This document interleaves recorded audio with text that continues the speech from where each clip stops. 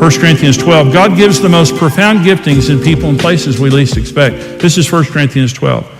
In those members of the body we think to be less honorable, on these we bestow greater honor. And on our unpresentable parts have greater modesty, but our presentable parts have no need.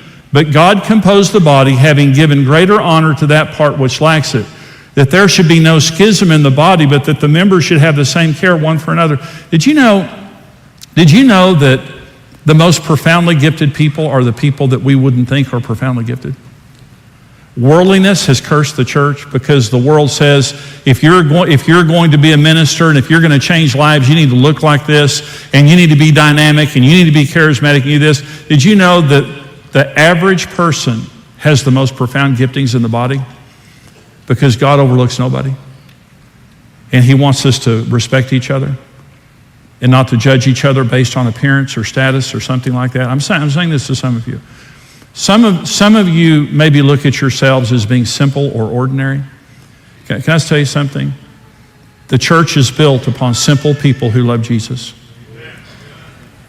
Thank God, whatever you do for a living, if God has gifted you in the body, you are needed in the body.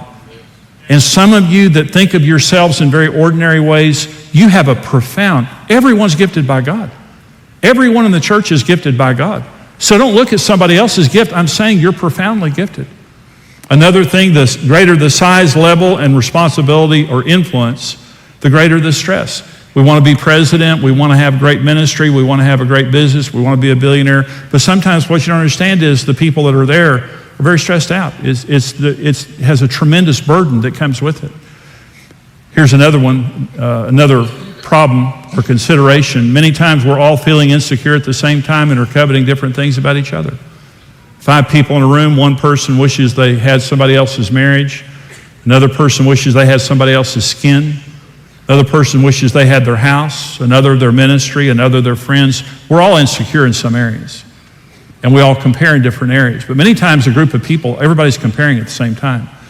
This is one thing that I think of a lot. Everybody has pain. Everybody has pain. Many times we compare and we one-dimensionalize people and objectify them. And we don't understand that everybody has pain. I had a friend that I knew in Amarillo, and I worked out with him for years. We worked out at the same place, and we lockered next to each other. He was about 20 years older than me. And we just kind of developed a friendship. I didn't know that he was filthy rich. He just owned, just half the panhandle. And many years later, being a preacher, I'd ask him for money if I knew that, but not really. I didn't know him, but we just developed a great friendship, and he liked me, and so every now and then he would invite me to go out to eat lunch. And so we would go out to eat lunch, and so one time we ate lunch, and at the end of lunch, I said to him, what do you have going on this week? Okay, again, very wealthy guy, very successful guy. He said, I'm going to find my daughter. And I said, where's your daughter? He said, well, she's on the street somewhere. He was 80 years old. We were having this lunch. He was 80 years old. And I said, why would she be on the streets? He said, she has schizophrenia. He said, Jimmy, you need to be praying for my wife and me. At 80 years old, we're raising our 13-year-old grandson, and we're about to die. He said, we just can't do it.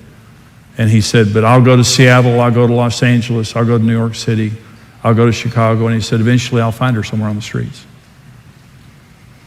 It's easy to drive by somebody's house or look at someone and just to think, I wish I looked like them, I wish I had their house or whatever, but you have to take their pain. Everybody has pain. Peter is an example. You want to be the preeminent apostle? Great. So you're going to be crucified upside down? You can't just take the blessing. You have to take everything that comes with it. Causes of comparison. The first is lack of acceptance in who God made me to be. Matthew 22 says, love your neighbor as you love yourself. You have to love yourself in order to love other people. You say, well, why should I love myself? Because God made you. You're not an accident. You are the creation of God, and you are a miracle. You're created in the image of God.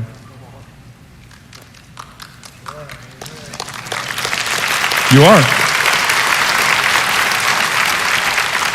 Another is lack of security and identity in God. It's seeking security through people or through society or through status. Jeremiah 17.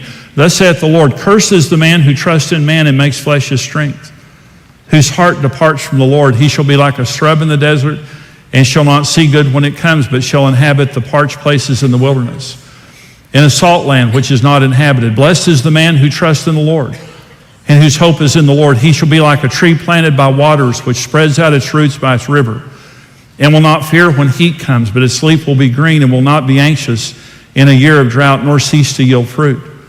We need to be people that we are rooted in God, and that our self-concept, our sense of self-identity and self-esteem, it comes from who we are in God and not who other people say that we are. Lack of identity. Another is greed. It means excessive desire. Wanting more than I need and more than God has for me. I need to be content with what God has for me in life and not be greedy for more. Another reason for comparison is the wrong concept of God. Interpreting his supposed greater blessings on other people means he loves them more. He loves all of us the same. He loved Peter and John the same.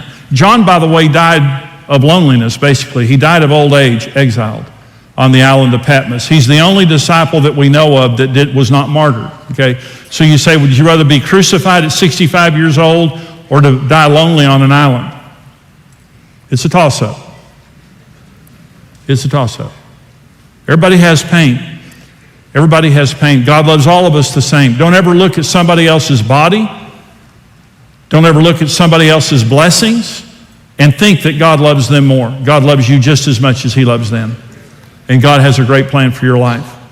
Another reason for comparison is a lack of love for others. Agape versus phileo. You say, well, why would Peter want to know that John was going to suffer like him? Pettiness and lack of love. If you really love someone, you want something good for them. If you don't love them, you resent them when something good happens to them. Another is covetousness. Covetousness means to desire wrongfully, inordinately, or without due regard for the right of others. In other words, it's a boundary violation. Jealousy and envy is another one. Jealousy means feeling resentment against someone because of that person's rivalry, success, or advantages. Envy, a feeling of discontent or covetousness with regard to another's advantages, success, or possessions. And here's a way to look at jealousy and envy. Jealousy is generally about people. Envy is about things. And when I look at relationships and I become jealous, or I look at what you own and I become jealous, that's one of the reasons that we compare.